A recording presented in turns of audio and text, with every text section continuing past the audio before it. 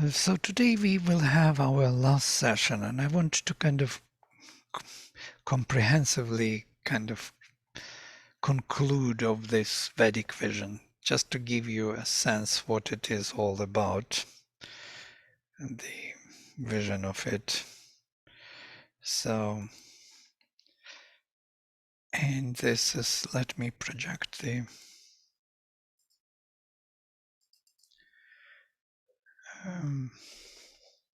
PowerPoint presentation. So I will try to connect the Vedic vision with integral yoga, and that is important. So if we take all the planes of being as we know them already in the post-Vedic, especially Taittiriya, there are 5 bodies, as you know, yes, Annamaya, Pranamaya, Manomaya, Vijnanamaya, and Anandamaya. Purusha, so there are 5 Purushas, Purusha made out of matter, of prana, of mind, of supermind, and of the bliss. These are the bodies within the body. So our physical body is the result of all those bodies behind them.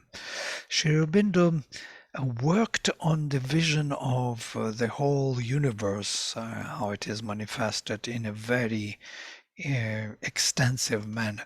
And we are taking some of his, here I'm just showing some of his manuscripts where he was kind of figuring out how all this is coming into existence.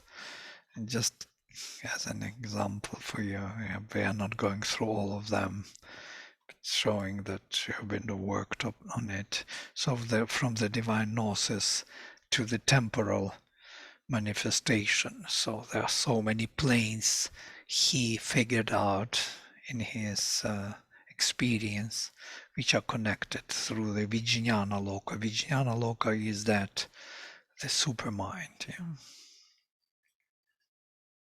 And notice, try 7 supreme planes of the mother. We have to try 7 to come to it again and speak about this, what it means. It's a Vedic concept. And so I just kind of summarized. So Satchitananda, the being consciousness, bliss, unmanifest, making possible every kind of manifestation, is on the top. It's our transcendental being, transcendental consciousness, bliss and life. Satchitananda in manifestation, it makes a projection of itself, so to say. The supreme planes of infinite consciousness are being manifested as Sat, implying Chit and Tapas and Ananda, Chit implying Sat and Ananda, Ananda implying Sat and Chit Tapas. So they are kind of cannot be intrinsic, they cannot be separated. And these are projected into supermind or divine gnosis. And this divine gnosis is generating basically what we know as the lower hemisphere.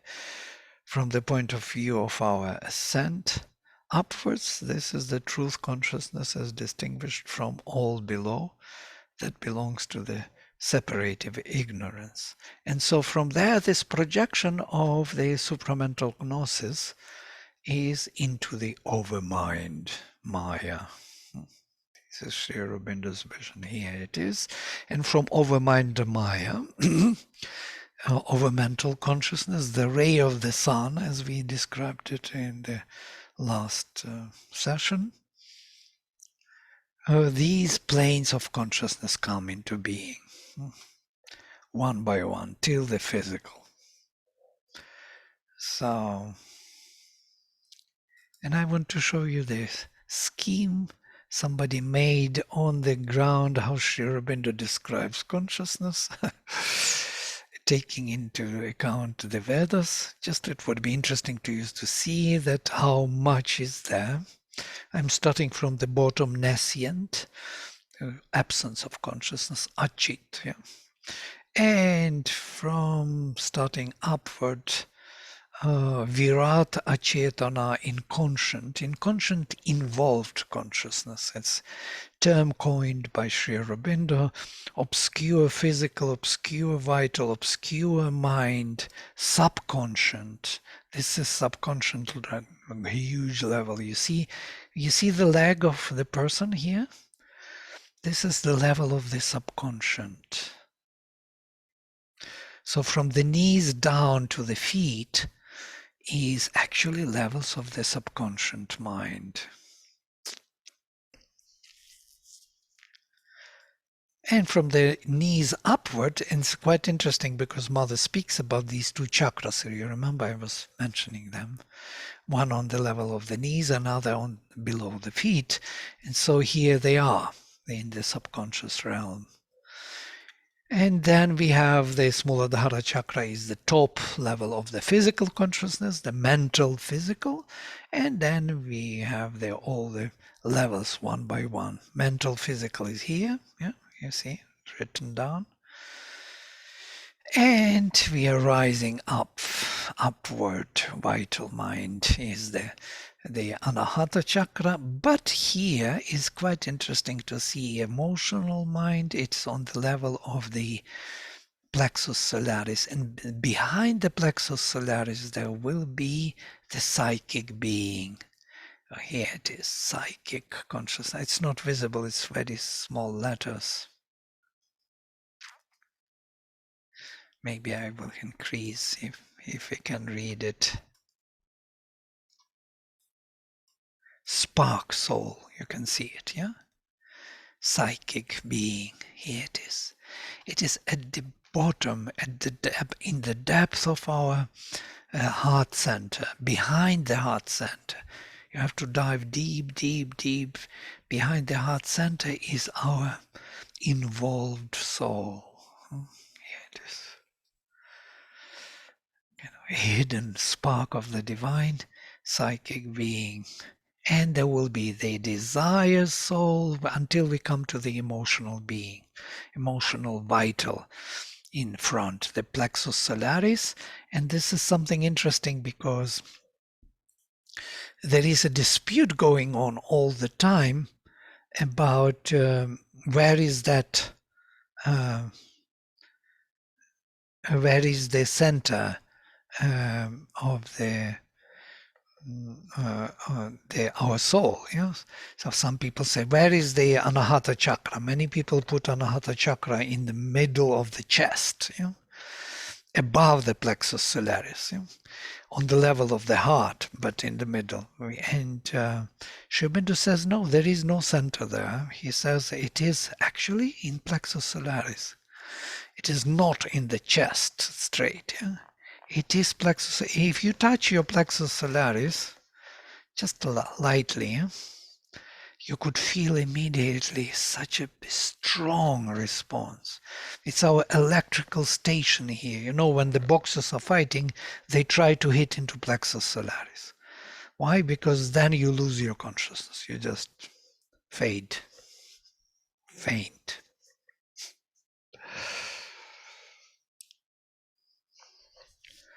So this electrical station is on the surface, but inside, in the depth, there is this psychic being.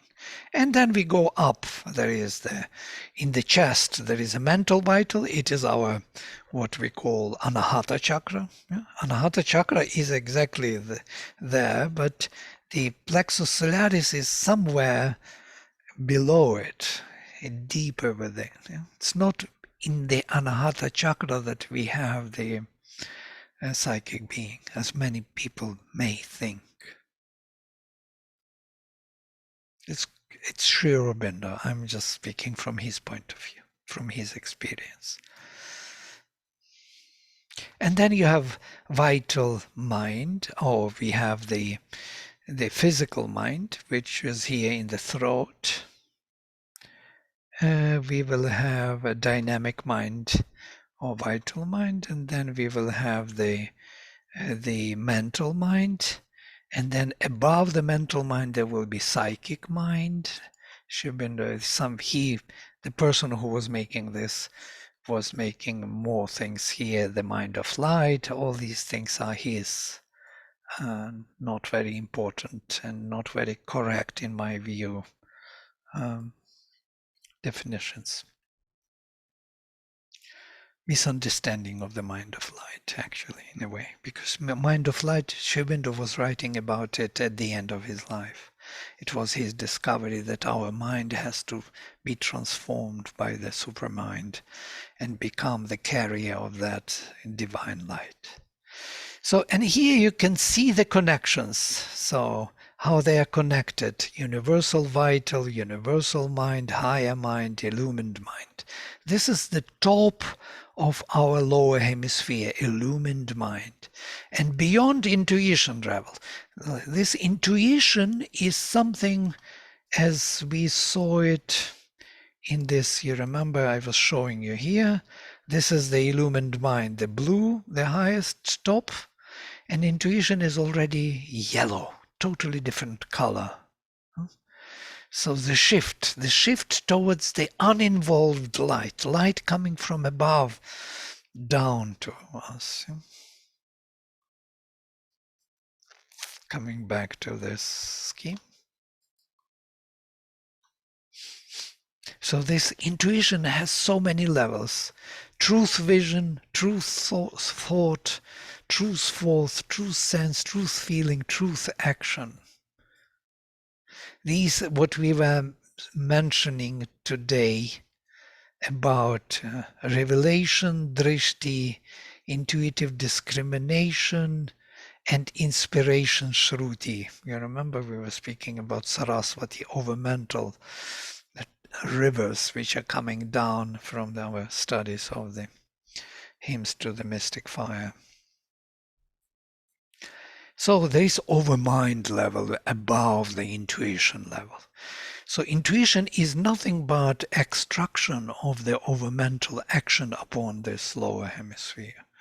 Over mind is a much vaster realm, the realm of the birth of the godheads and the realm of Vishnu. And then there is beyond the supermind, the link world, the world which links the transcendental, uninvolved divine with this. So supermind is beyond time and space. That's why it cannot be put into the horizontal framework.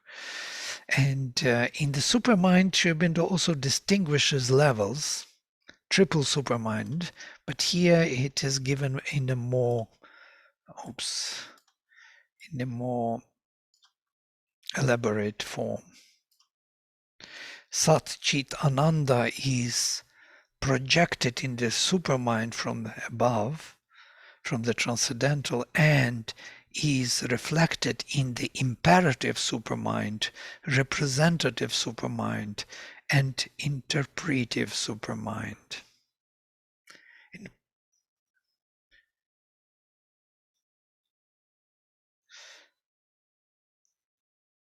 Interpretative, yeah?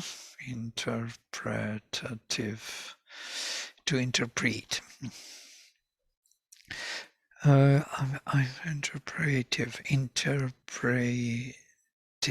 Interpretative supermind. Sorry, just breaking my tongue.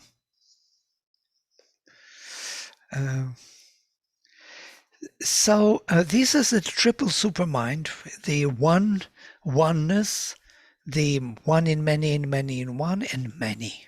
Yeah? So this is Daksha, Amsha, and Surya in the Vedas. So reflecting on Sat Chit Ananda. Sat is more unifying, Chit is diversifying, and Ananda is totally diversified. So these are packed in the supermind. The supermind manifests the triplicity of our mind, vital, and physical consciousness. These. And there is also beyond. And here you can see 3 levels of the beyond, the supermind in the transcendental world. I'm trying to manage this huge. We have the whole printout here. You can put it on the wall and study it. It's an amazing scheme of things the whole world on one page.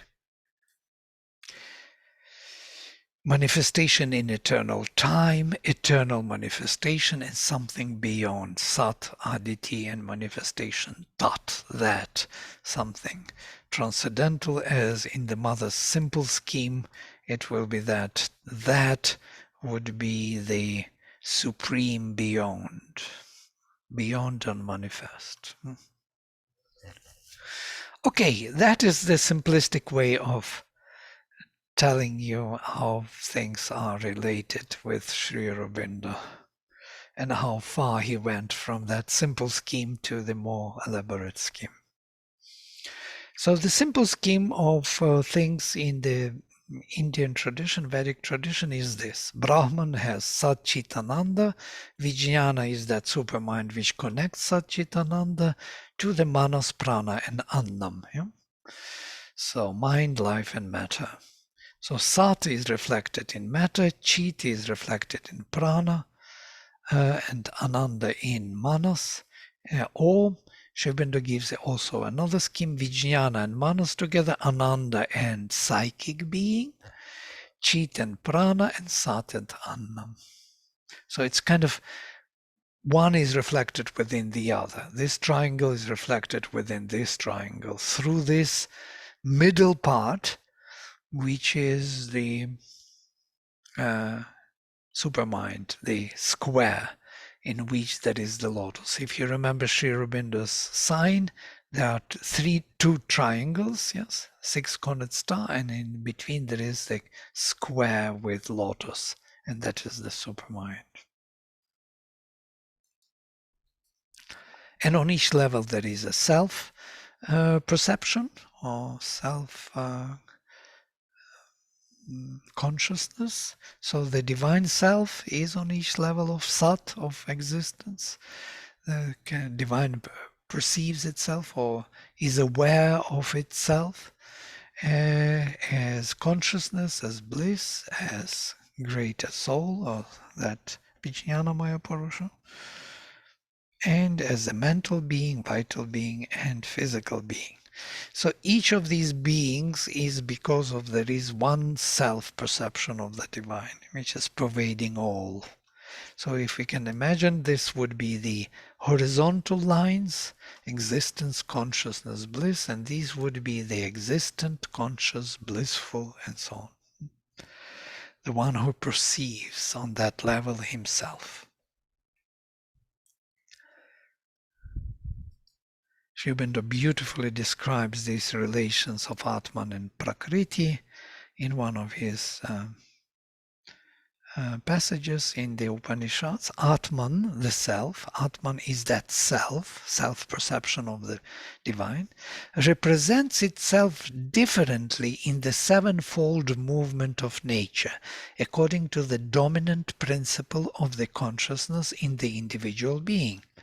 In the physical consciousness, Atman becomes the material being, Annamaya Purusha. This physical body, this Vladimir in this body is Annamaya Purusha. It is that self. It's a separate self from any other self. And it is physical. In the vital nervous consciousness, Atman becomes the vital or dynamic being, Pranamaya Purusha. All the feelings, sensations, emotions which Vladimir experiences as his own, as he figures out that it is the way how he perceives himself, how he likes himself to be in the world, is that being which we call the Pranamaya Purusha. Or it has its own body, actually.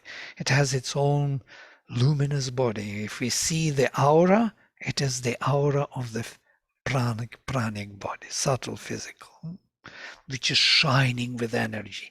It has its own body. And when we die, that body moves out of the physical, and the physical falls apart because it cannot sustain without that vital body holding it. So in the mental consciousness, Atman becomes the mental being, Manomaya Purusha. So all the mentality, all the thoughts, ideas, discoveries, formations of this vital being, whatever I had in my mental being, which is greater. We don't see our mental being because it's very subtle, and our gross and even vital look cannot see it. Even subtle vision cannot see the mental body. It's quite difficult to see, but it is there. It's bigger than the vital. So that is Manomaya Purusha. It is someone in us which tells me that I am now thinking, I am now looking at my thoughts, I am now examining my feelings, I am looking at my body and trying to make order what to do next. It is the one who is analyzing the analysis. Manomaya Purusha.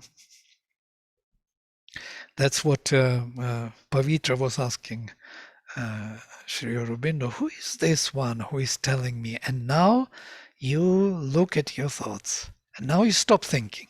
Don't think. Who is that one who says to me, don't think? And Sri Aurobindo says, it's Manomaya Purusha. It's Purusha made out of mind. And if we analyze him carefully, we will see that in this Manomaya Purusha there are two elements. One is active thinking, and the other is witness of that thinking. And that witness of the thinking is also Manomaya Purusha, but behind him there is one more Purusha. Yeah? And so Manomaya Purusha has to, to train itself to the extent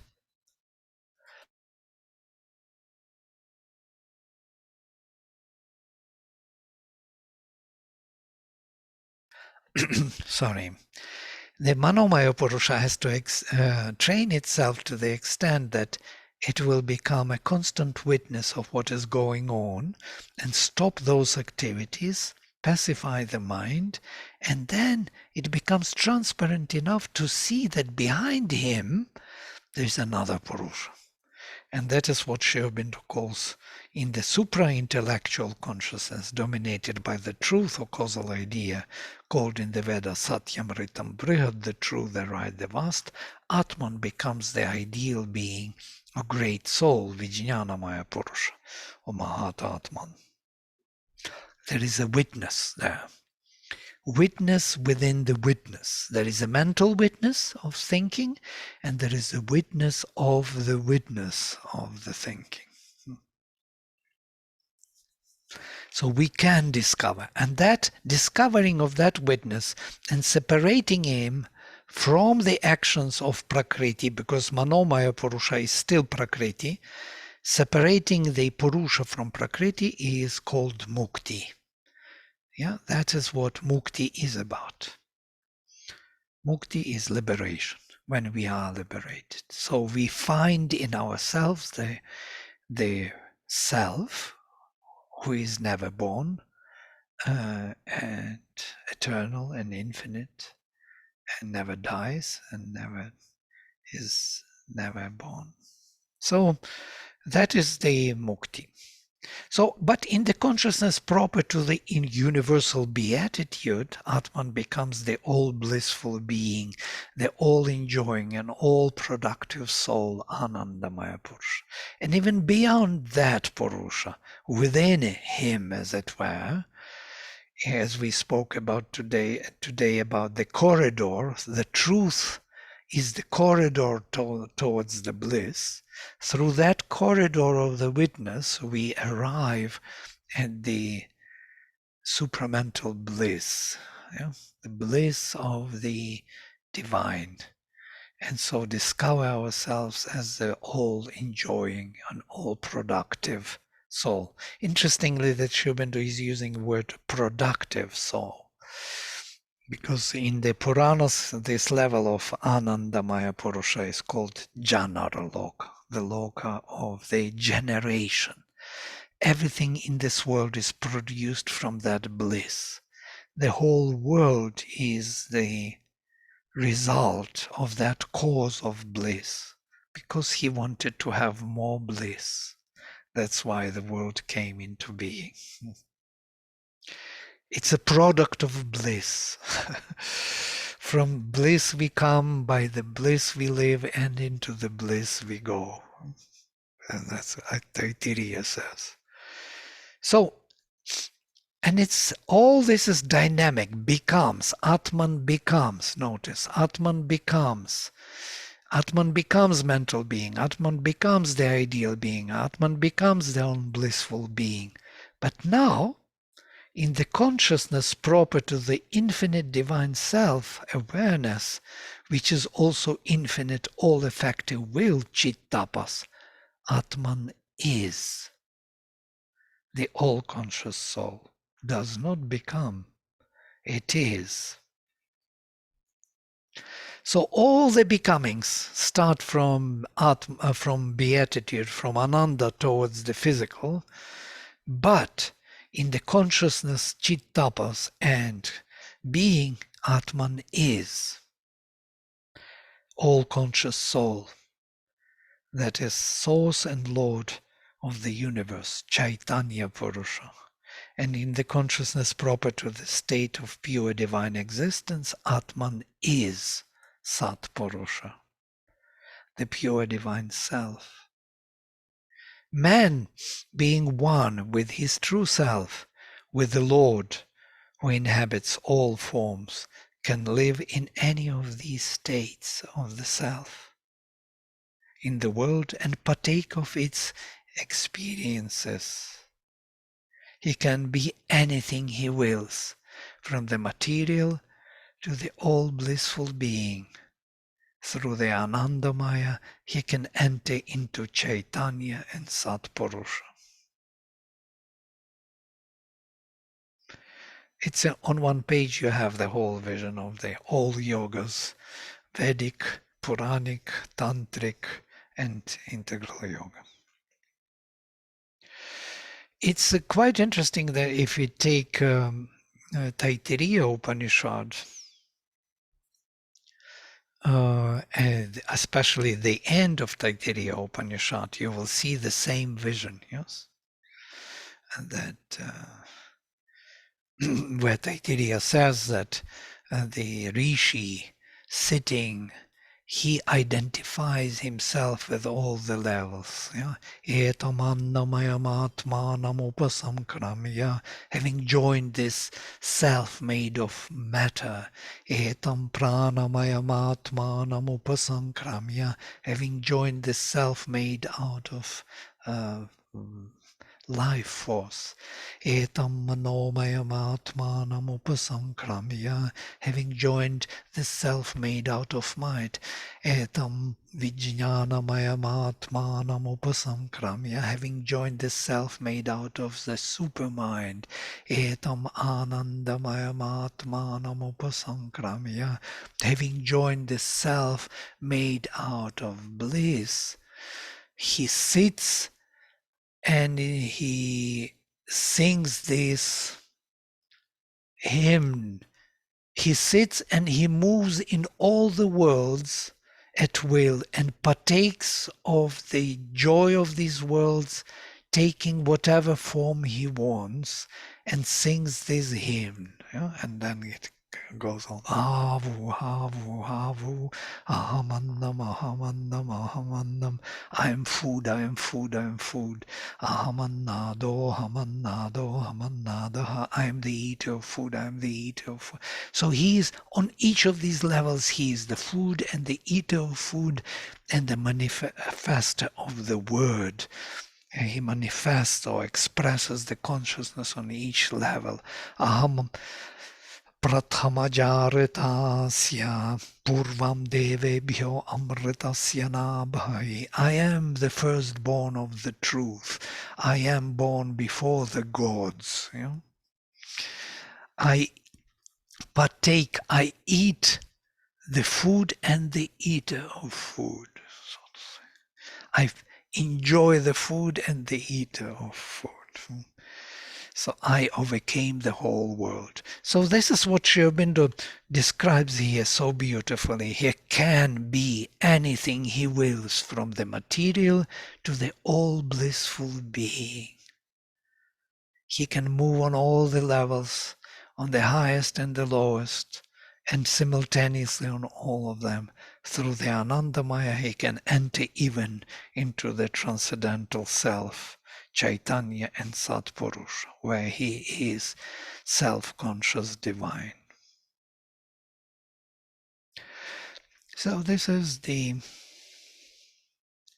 briefly how they are connected, Sri Aurobindo and the Veda.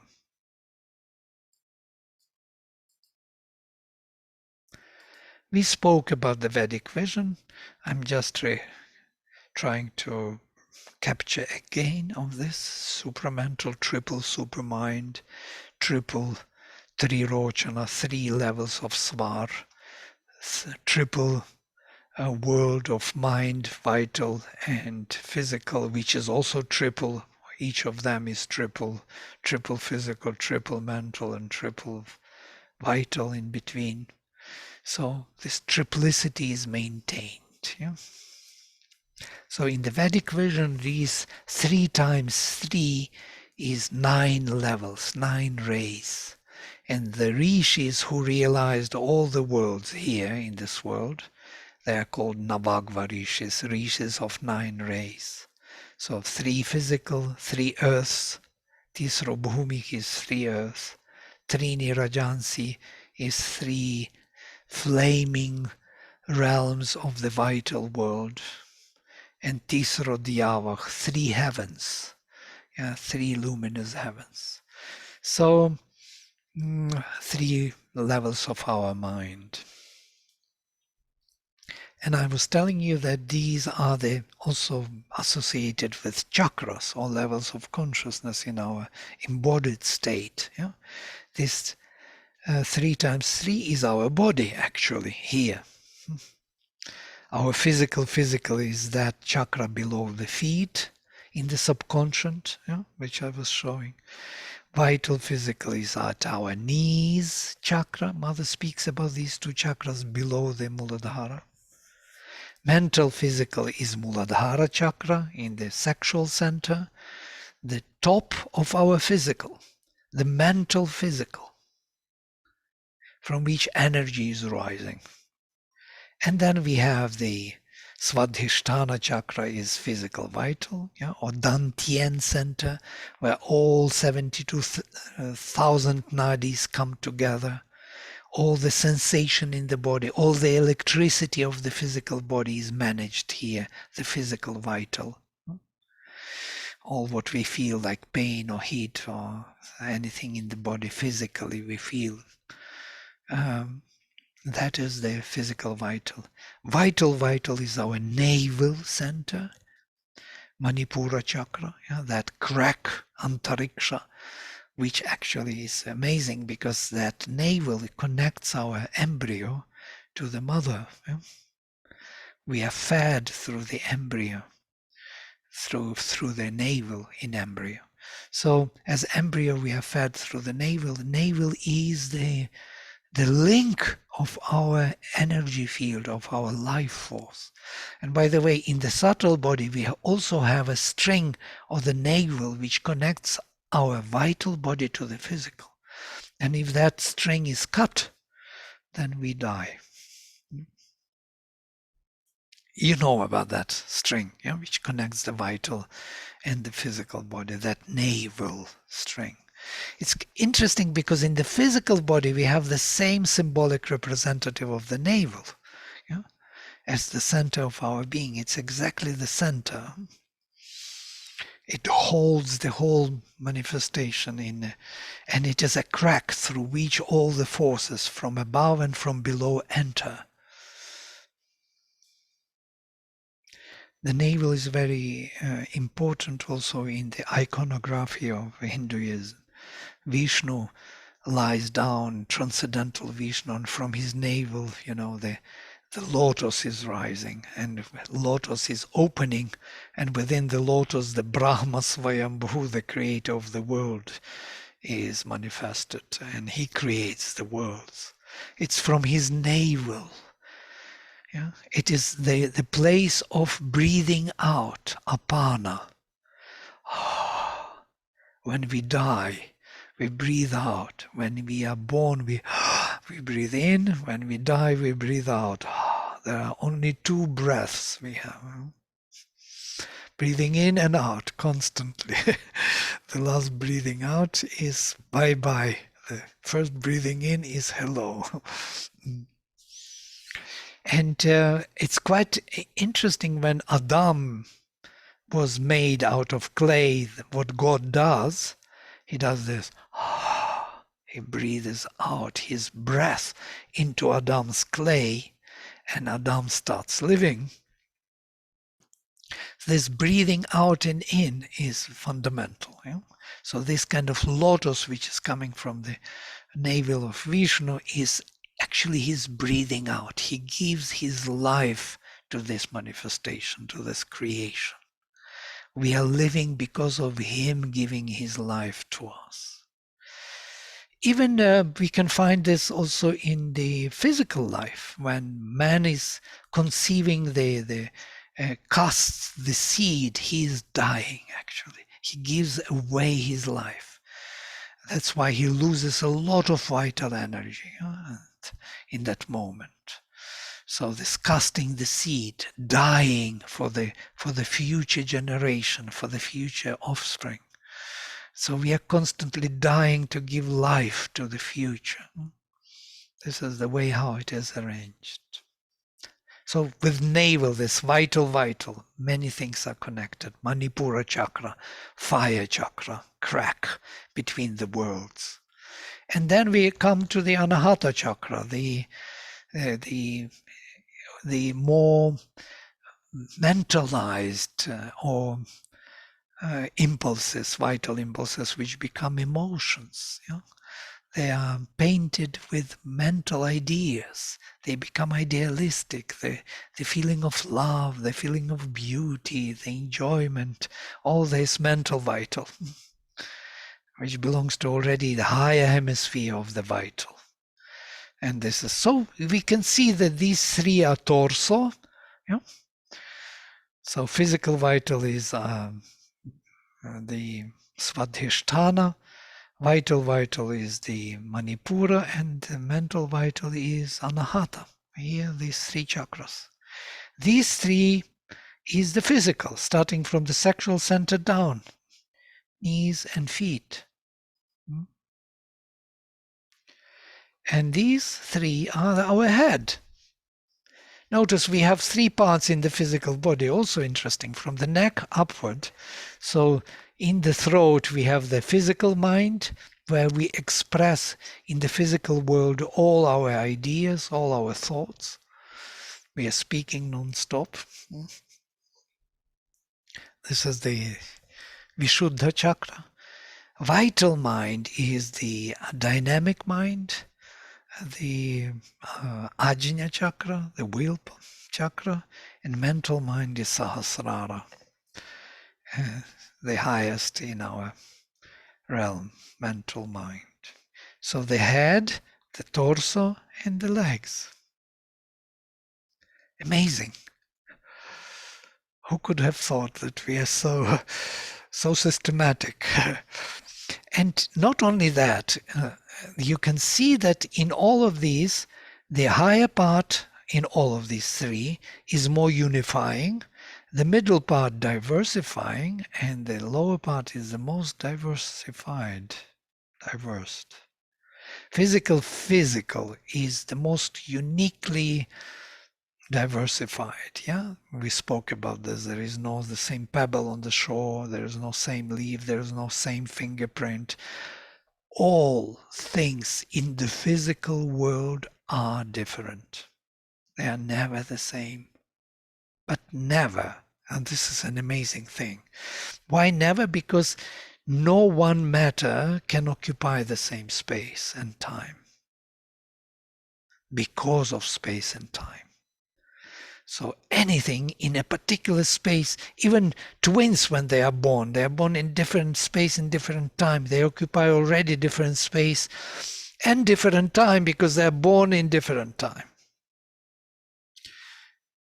They are different. Everything physically is different, but vital physical is not so. The vitality is closer to the one in many, in many, in one. So to say, there is an energy which is flowing through the pebbles, so that energy is more unifying within this diverse kind of formation. And the mental part is even more. It's like a concept or like an idea of that energy, yeah, which is similar to all of these elements. We are all having hands, heads, eyes. This is the mental formation. Our eyes are all different, but we all have eyes. Our hands are all different, but we have all hands. It's amazing. Yes? So this is the mental physical. Dominating the oneness, bringing the oneness of the concept into the physical. The same with vital. There is more unifying vital and there is more diverse vital. Yeah? They see sensations in the body, physical vital. The same with mental. Every time we speak, the physical mind which expresses itself, it's in time and space, and the mental mind is a conceptual mind. Concepts are the same which we try to express. Yeah? We express them dynamically differently. There will be diversification there with different energy, with different context, with different intention, will, and in a different form it will be expressed, but the concept will be unifying. So you could see that this triple supermind, unity, one in many, in many, in one, in many, is maintained throughout, manifesting the world in such a beautiful formation. And I'm not speaking about Svar world, but I will say a few words there. This is the Svar world Trirojana. I didn't put there anything. There is supramental overmind intuition, and mental overmind. Or supramental overmind proper, and intuition. So it's in different places. Sri Aurobindo speaks differently about these three. So supramental overmind is more unifying. Overmind proper is diversifying, and intuition is the action, particular action like lightning of Indra, which acts upon a particular event, answering to particular call to illuminate, to bring some knowledge to it. So there will be again this triplicity. So this scheme tells us how this world is one, and that the physical is nothing but the spiritual enterprise. Physical is nothing but diversification of the spirit to the infinite extension. Everything in the physical world is infinitely diversified. And that infinity is expressed in those infinite, differently expressed forms.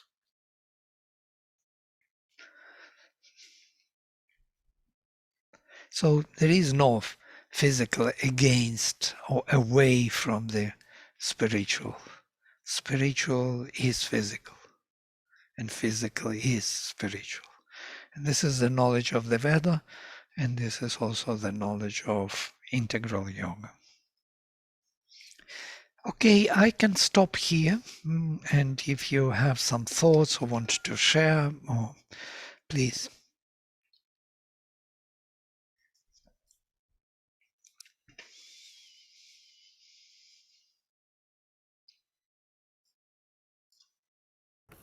I think our minds are all just blown Blown. with all of this in a very wonderful way. Yeah, we need to meditate upon this again and again. We have to understand what we are. Yes? What we are, not only in a kind of subjective sense, spiritual sense, away from our embodied state, but this embodied state is actually a very subjective state of being. This is something. This body is a subjective expression of the spirit being objectivized. Is Yes. there any relationship between, in the column word world, sattvic, rajasic, and tamasic? It just sort of Also, sounds. Is there yeah, any relationship? yeah, it's so interesting. The gunas, yes, how we can connect the sattva, rajas, and tamas here. In a way, yes, sattva is more mental, rajas is more vital, and tamas is more physical. Absolutely. Tamas is something which is kind of stiffening or capturing the change in a particular unique formation and doesn't want to alter it or to change it, or wants to keep it as it is, uniquely formed without a change.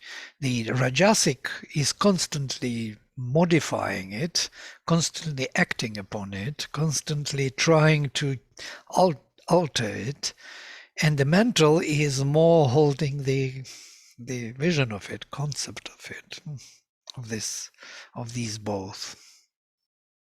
Yeah, absolutely. We cannot get away from this. Yes, yes, Sandra. I I was particularly interested in the witness, witnessing the witness, witnessing the witness, in terms of stillness. I've been hiking in the woods and have seen, with my dogs, and have seen deer disappear. I mean, totally go. Otherwise my hounds would have been on them. And so I'm very curious about how that occurs, the witness of the witness of the witness in terms of stillness. That's a question. Mm.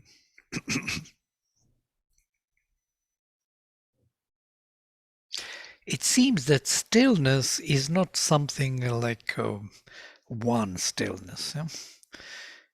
On each level there is a certain stillness which leads to another witness, Okay. which is another depth of stillness. And it can reach to the absolute stillness. As Sri Aurobindo speaks in Savitri, absolute stillness occupied the world.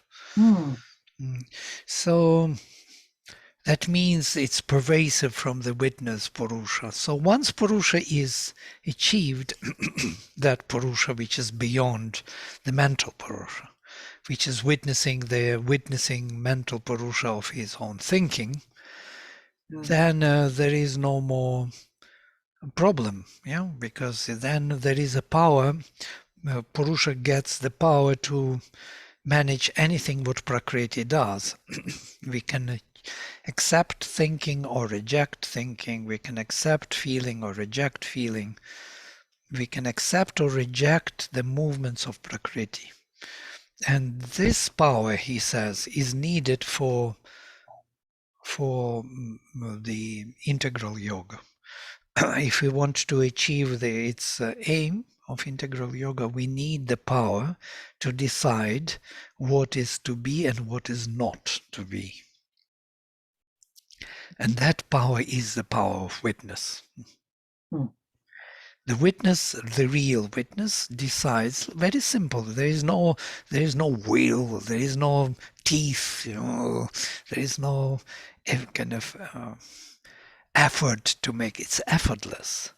The decision is effortless. It's like he says, it's like the wind, blowing of the wind slight. Like just impose the will of Purusha. Purusha imposes its will, this thing is not to be in nature. For example, there is a habit of smoking. And if we have a Purusha as a witness, then just one blow of wind is enough. This should not be. And Prakriti moves away from it. It doesn't come back to it. This power really changes we can transform our being then. But otherwise we struggle a lot, yes? How many times we try to drop smoking or something, some bad habits, or thinking stupid things, or eating in the night. Everybody has his own. Watching Netflix in the evening. All kind of habits we want to get rid of, we cannot because we do not have that power of... and he says that this power of the witness we can achieve or gain by either by initiation. That means we need somebody's help, like Guru can initiate us into this power. So help us to achieve that witness. Or by grace. It can come by grace. This is a good news for us. So we don't need to. We have to call to grace to come. I hadn't thought of the witness as a power. However, that's a very interesting point. Yeah. It also has something to do with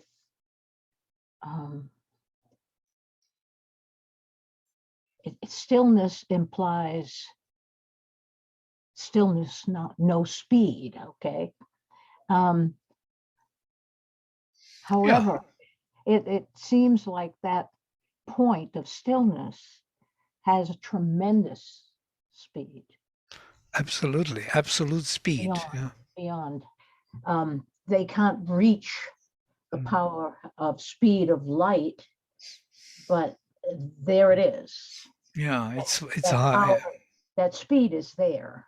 Yeah, absolutely. It embraces that speed. That speed of light is just a small movement, friction within that stillness. Because that stillness, as the Isha Upanishad would say, Brahman, he moves in front of all the gods running fast, and they try to catch with him, and they cannot because he is always in front of them, like a carrot in front of the donkey. So because it's always there, it's everywhere. So that stillness is everywhere simultaneously. So speed is kind of not a question anymore. Interesting. Thank you. And I wondered if I could get a copy of the Divine Plan and of the Purusha in Prakriti slide. Sure. And just to confirm with what you were saying, that Sri Aurobindo describes this beautifully to Pavitra. He says about 3 levels of liberation. So we usually speak about first level, mukti, when Purusha is separated from Prakriti. First, he says this separation is cognized as witness, sakshi. And that witness is witnessing everything as unreal, as Maya. Yeah? You see yourself as in the movie. You yourself is a part of the movie. Yeah? You are not real, as it were. That's the witness. And then he says, you recognize, you realize that witness is not totally remote and indifferent and inactive. It sanctions the movements of Prakriti. So it is Anumanta. It is the one who sends sanctions, Anumatis. So Prakriti offers to Purusha something, and Purusha says yes or no. Yeah? That yes or no is enough. Yeah? Prakriti says, what about this? He says, yes, and she does. But what about that? No, She stops doing it. Even if she likes to do it, because she has a groove already to do it, she will stop doing it if Purusha says no. We don't see it because we don't yet realize that witness, and we didn't go deep enough to this. And then at the end, Purusha is realized that he is not only Sakshi and Anumanta who gives the sanctions, but he is also Ishvara. Ishvara, who is totally taking into his hands all the movements of Prakriti, and she changes and becomes his Shakti. So there is no more separation on Purusha and Prakriti. Ishvara Shakti. Shakti is the movement of Ishvara in his own creation. This is the third level. Yeah? And here we have, in this scheme we can see why it is so, because it is one being. Yeah?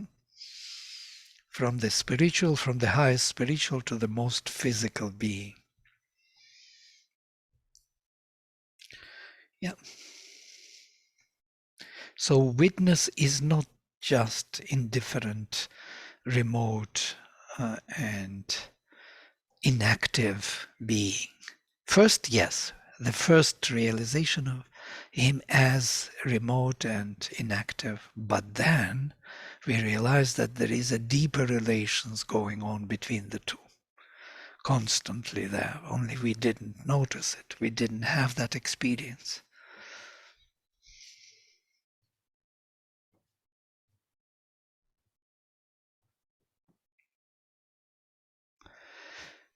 Okay, so if there are no more questions, I most probably stop here. Thank you. Om Sarve Bhavantu Sukhinah Sarve Santu Niramaya Sarve Bhadrani Pashyantu Ma Kaschit Dukkha Bhag Bhavet. Om Shanti Shanti Shanti. Shri Guru Bhyo Namaha. Hari Om. Namaste. Namaste.